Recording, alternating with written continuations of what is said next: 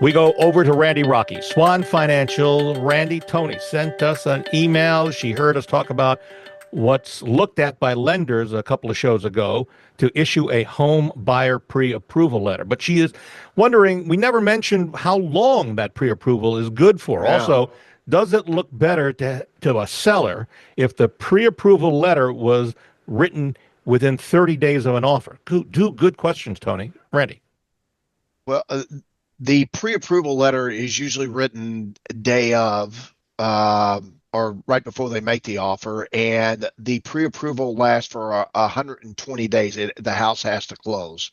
If it does not close, we have to repull credit. So from the date of application to closing, it has to be 120 days. So once you get in above the 75-day range, it gets I'm sorry, above the 100-day range, 90-day range, really, it gets a little dicey, and you really need to repull credit if they're about ready to make an offer, just to make sure everything's okay. And credit is very similar to when you pulled it originally. All right, so recapping that part of the question. Yeah. It lasts 120 days, but if you're going past 90 or so days, you want to repull credit to make sure nothing has changed before closing, especially if you've made an offer somewhere within that first 90-day period. That's right, because after it has to close by on day 120. If it goes day 121, you have to repull credit, and that's with anybody, a bank, or a broker, or a captive lender. There's kind of three categories. The second part of that question is, does it look better to a seller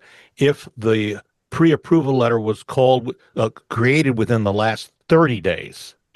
We always create the pre-approval day of, usually. And the reason that we do that is to make sure that we don't have any of the credit problems that are going to be coming up or whatever. So especially your team is very good at this. They call me and go, hey, want to make sure everything's okay, and can you get me a pre-approval letter over? Here's what our offer is going to be. Right. And the key things that you can put the address of the house that the offer is being made on in the pre level. But do you put what the pre-approval is worth? In other words, how much the buyer is able to afford in the pre-approval letter?